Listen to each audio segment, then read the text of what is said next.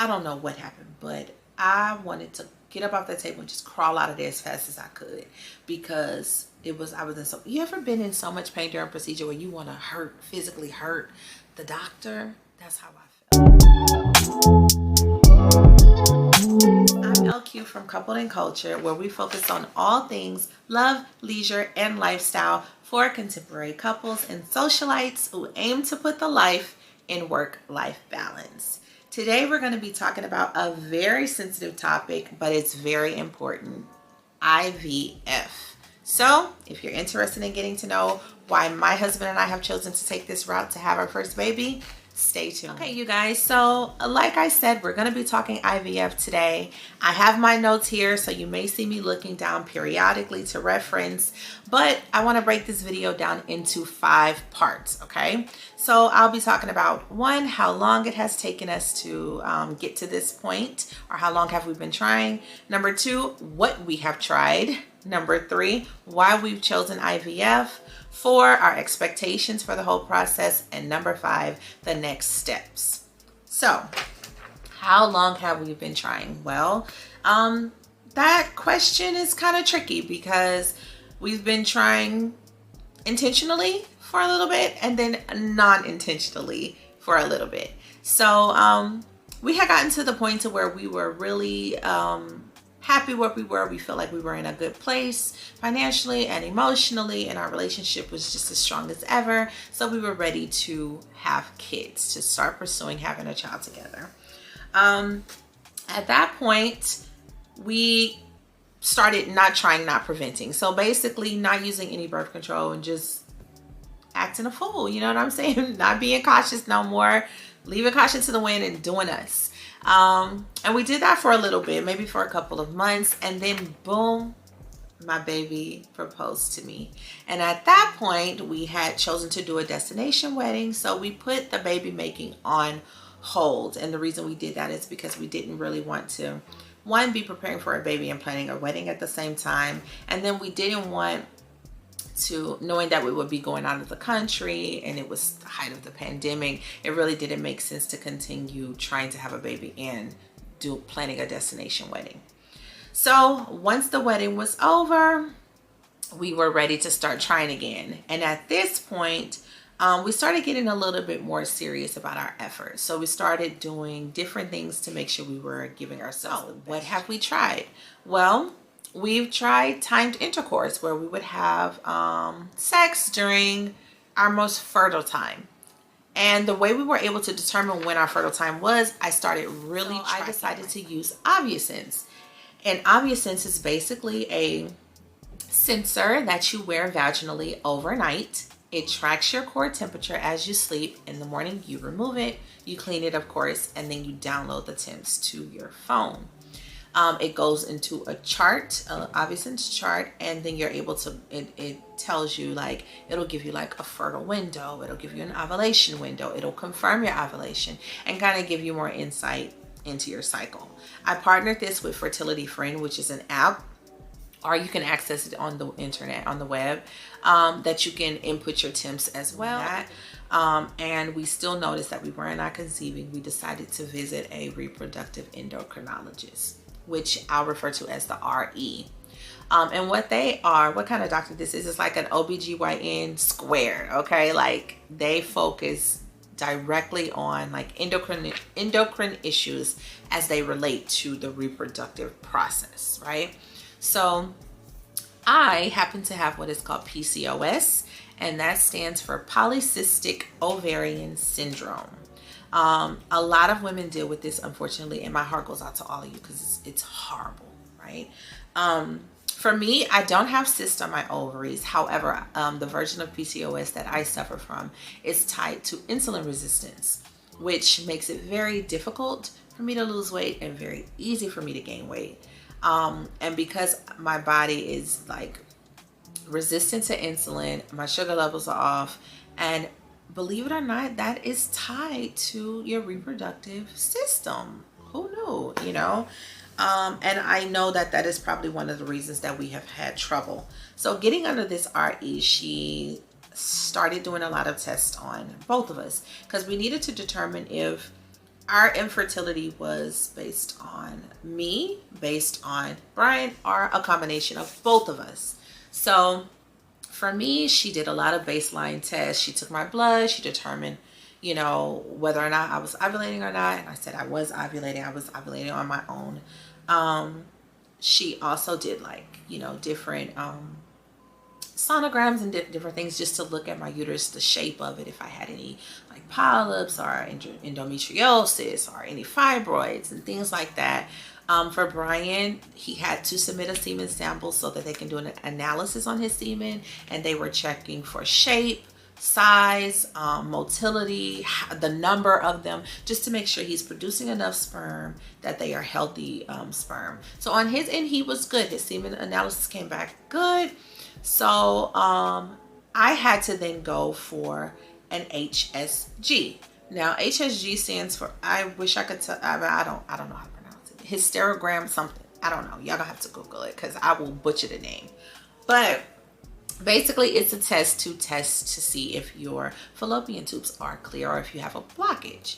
So let me tell y'all something. Nobody likes pain, right? I hate it. You hate it. We all hate it. But some of us happen to have a higher pain threshold than others. I consider myself somebody to have a decent, you know, pain threshold. But baby, I could have never prepared myself for the pain that I felt when I went to do this HSG. Now, the RE, she didn't prepare me either, because sis told me, oh, it may be uncomfortable. When they say uncomfortable, just take that as pain. She said, it may be uncomfortable. You may feel a little cramping. So this is what you do. You get you know, some ibuprofen, take it about 30 minutes before the procedure, and you should be fine. Let me tell y'all something. That ibuprofen ain't do nothing. That ibuprofen was a waste of my time. The ibuprofen laughed at me, basically, because it did nothing. I would have done better getting a whole tranquilizer or them putting me to sleep or something, because the pain that and I'm not trying to scare anybody, especially people who have to get one done, because there are tons of women all over the place on the internet, especially, who say they ain't feel nothing. After I went through all that pain, I had to get back on the internet and see, is that what, am I an anomaly? Like, did that happen to anybody else? And other people were saying they felt nothing, and I almost died. So I don't know, but I'm just telling you this so that you can know, if you do get sent for a HSG, ask them to prescribe you a Valium just in case, you know what I'm saying, something strong, or give you some serious pain medicine just in case. Because when I laid up on that table, okay, let me tell you what they do. They basically, it's like some type of balloon thing they have to stick in your lady parts, like to open things up, and then they take this long, I don't know what the tools are called. I would say catheter, I could be wrong. It's something. They use that and they inject a dye up and through your uterus, and it's supposed to go through your fallopian tubes and spill out into your like abdominal cavity, I guess, if your tubes are clear. And if they are not clear, then you won't see the spillage on like ultrasound as they're doing it. So I don't know if my body reacted bad to the dye, if I don't know what happened, but I wanted to get up off that table and just crawl out of there as fast as I could, because I was in so, you ever been in so much pain during a procedure where you want to physically hurt the doctor? That's how I felt. And they were so nice, you know, they were like, it's okay, it's almost over. It was a quick procedure, but it hurt really bad.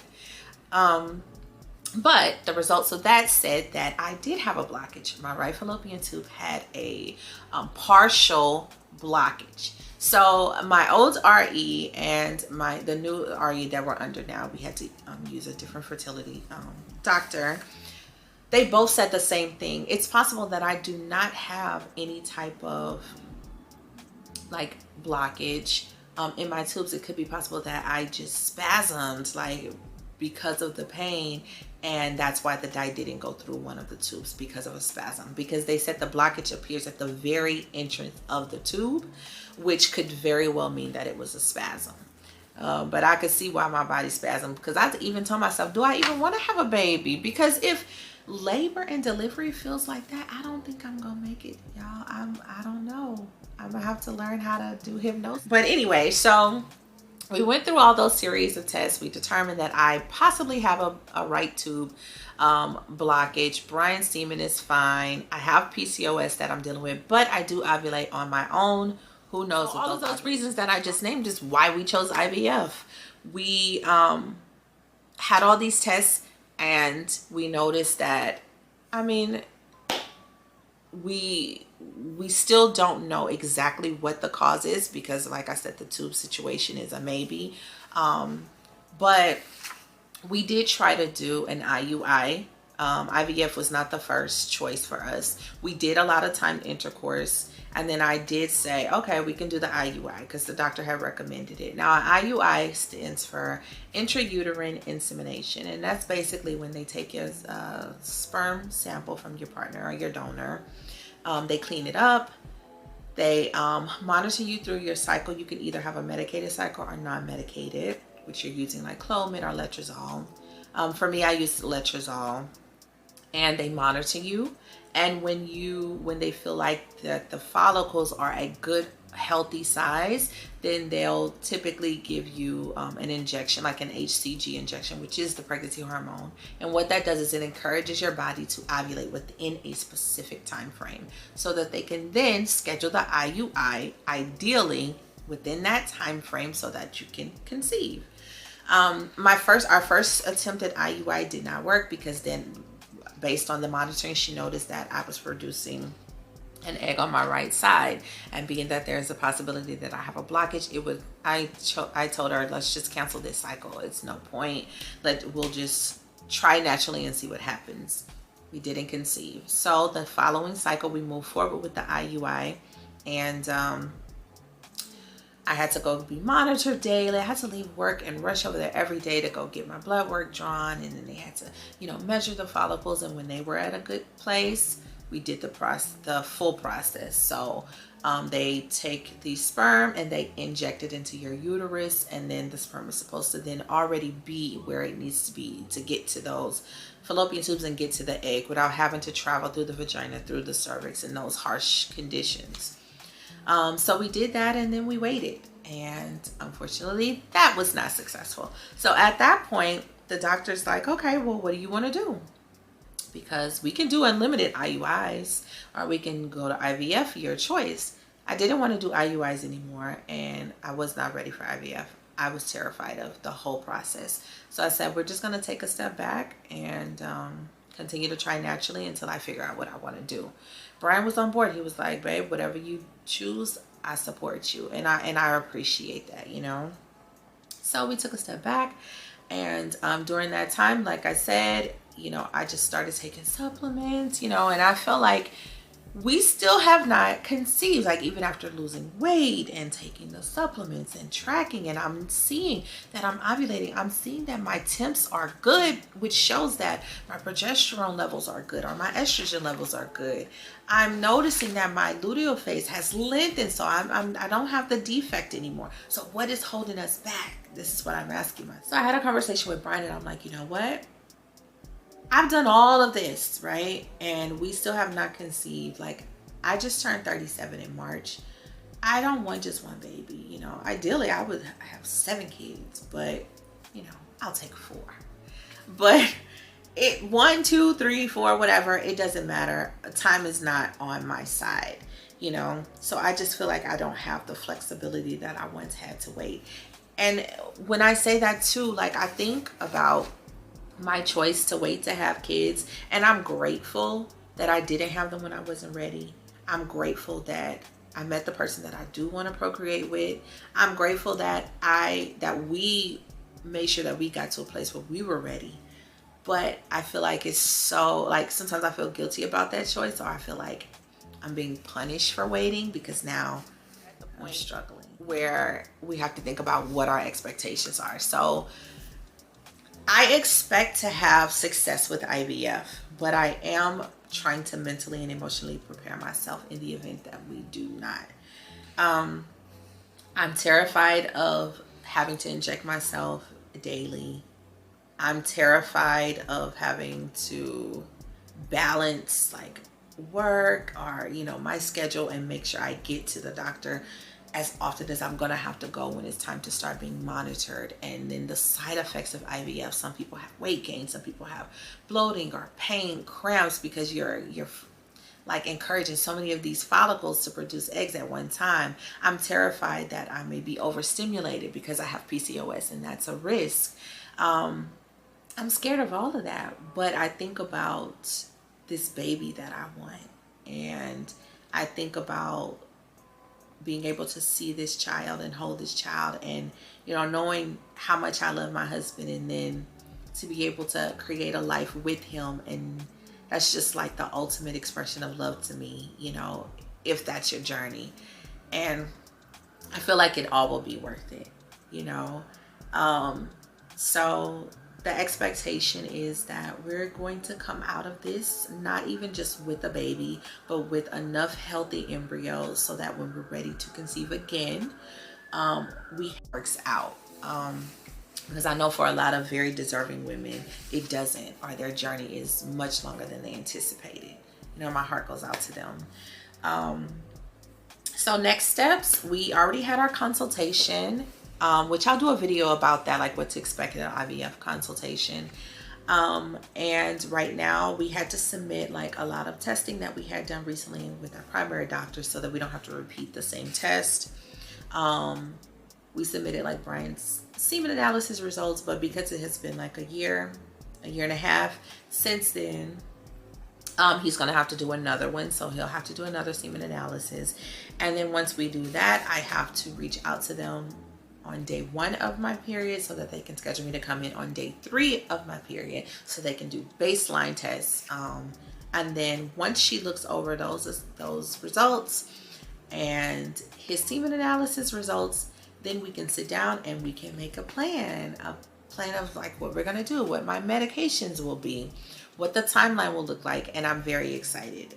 One thing I wanted to mention is that I have been obsessed with all of this process. I'm talking about tracking your cycle, to timed intercourse situations, to supplements, to like the IUI process, all the way up to IVF. And one thing that I have noticed is that it's not a lot of women of color, or more specifically Black women, who speak out about their fertility or their infertility, and I think, even for me to do this video or to make the choice to share this part of my life, I had to really hover over the idea before I decided that, okay, I'm going to do it, because there is a little bit of shame tied to it. And for women who waited, like I did, guilt tied to it. But we shouldn't feel like that, because it is a ton of women out there, women who look like us, or who look like you, who are going through this. And I appreciate and value the journeys of every woman, despite ethnicity or race. And I feel like I've connected with the stories of so many women on YouTube and around the world who don't look like me. They're not Black women, but I think there's something special about seeing yourself in others who have went through a lot of the same things. So I encourage women, especially Black women, to talk more about what you're going through, because a lot of women, even if you already have kids, there is probably a struggle or a journey behind that a lot of people don't know of, or if you've had a kid and it was fine, it was easy, and now you're struggling to have another kid. And this is also a message to people who continuously ask, like, when are you gonna have a baby? Do y'all even want kids? When you gonna have another baby? A lot of the times people are not coming from a place that is malicious or mean, but you really gotta be like thoughtful about the questions that you ask people or the things that you say, because somebody could have just suffered a miscarriage, and you coming up to them saying, when y'all gonna have a baby, do y'all want kids, can be triggering. Or people could have been trying for a number of years without success, and you don't know how many nights they've cried or how many times they've hovered over negative pregnancy tests in tears, and to have to go out into the world and continue to answer these questions, it doesn't really feel good. So be mindful, you know, because I know that it's coming from a good place most of the time, but just consider that. I also want to make sure that I hear from you guys. So please be sure to comment below and let me know, have you considered IVF? Is it something that you've pursued already? Are you going through it right now? How do you feel about it? How has the journey been for you? If you have not considered it or you're against it, what are your reservations or what turned you off from it? I would love to hear from you guys, because I was totally against it because I was afraid, and I knew that it required a lot of medication and needles, and I'm scared, you know, of needles. I have to inject myself, or, you know, whatever, you know, your fears are. I would love to hear about them. Whatever your successes were or are, I would love to hear about them. So please comment below and share those with me, and let's have a discussion about it, you know. In the meantime, please don't forget to like this video, subscribe to my channel so that you can get more videos. I don't just talk about the trying to conceive journey. I'll be talking about love, life, and relationships, my social antics as I run around New York City and try to have the best life possible, and even my travel journey and places that I plan to go this year and beyond. So don't forget to click the notification bell so that you're notified when I post new videos. In the meantime, thank you for having me, and I hope that you're able to get something out of this video. And please pray for us and send us your well wishes, because we're going to need it. In the meantime, it was great talking to you guys. Ciao.